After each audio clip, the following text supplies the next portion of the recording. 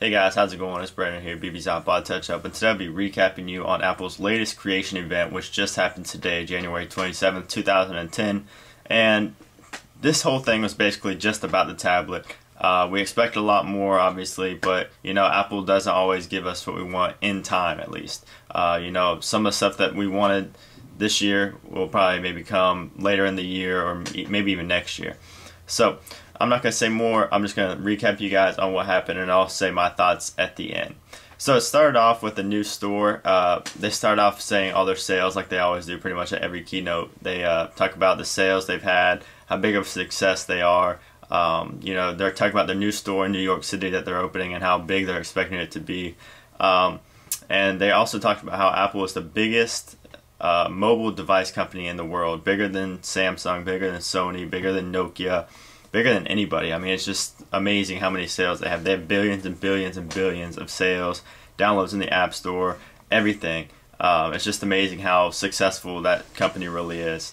So next they talked about the tablet, or the iPad is what it's called. They started off showing like an old netbook, like an old one, like in the 1920s or 30s or something like that, like their first Apple's first creation or something. And then they, you could kind of tell they were leaning towards the iPad. They just wanted to keep they wanted to keep telling you things. They showed a picture of like the MacBook and the iPhone, and in the middle had a big question mark, so you knew it was coming. And then they said that they put up a big picture right there. It just said iPad, and then that's when everybody knew. Everybody knew what it was. There was no need for explanation. Everybody knew that was the tablet that we were all waiting for. The big creation. Steve Jobs has been. Steve Jobs said it was his biggest creation, the most work he's put into a piece of tech ever in Apple's history. So it's going to be something good. And I'm not going to tell you about the disappointments yet. I'll wait to tell you, but a lot of people are disappointed at this. I myself, I'm kind of disappointed. I'm not real disappointed, but I'm kind of disappointed. So I'll talk more about that in a little bit. Anyways, let me get you the exact specs of the iPad. Now the iPad is going to be, it is 0.5 inches thin. It's only 1.5 pounds. Has a 9.7 inch IPS display. It is available in 16 gig, 32 gig, and 64 gig. Has Bluetooth 2.1 and EDR. Has full competitive multi-touch. Has an accelerometer, a compass, a speaker, a microphone, and it has over a month of standby time. So it's pretty good battery life. I mean, also like 10 hours of just talk time watching videos or whatever you want to do, watch TV shows, movies, whatever. And the iPod has a price tag of $499 for the 16 gig.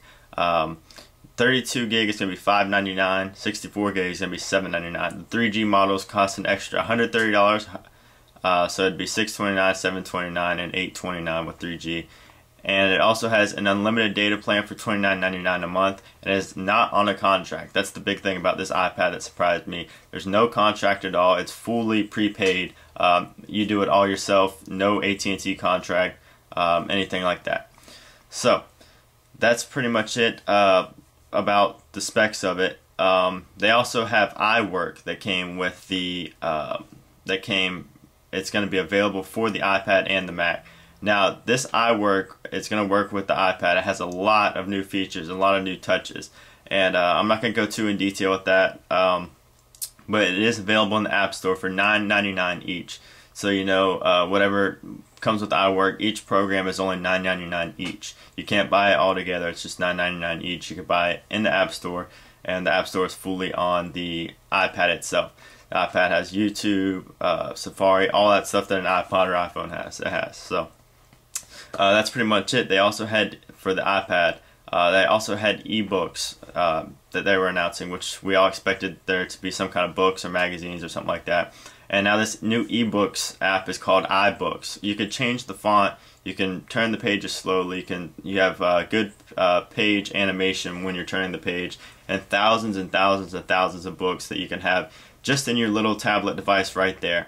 So that's really cool. You can also download newspapers and magazines, which is also really neat. And I heard they were really good pricing. They didn't say the exact pricing yet, but I heard that it was really good pricing. So this iPad will be shipping out in 60 days for the regular one and 90 days for the 3G models. So I look really forward to this. I think I might get one. Not really positive yet. Go ahead and leave a comment down below if you're getting one, because I'm really interested in see what you guys are gonna do with that. Or it's gonna be good for college. It's gonna be good for things like that. So that's pretty much it, guys. Recap of the latest creation from Apple, which basically it was only that. There was no 4.0 announced, no new iPods, no iPhones, nothing like that.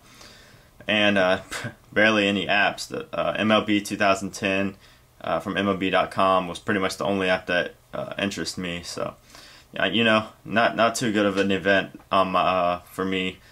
You guys may think different. If you're a big fan of the tablet, then it was probably a good event for you guys. You probably liked it and enjoyed it. But that's pretty much it, guys. Thanks for watching, and please rate, comment, subscribe. Make sure you check out my site and follow me on Twitter. Links in the description. Catch you later. Peace.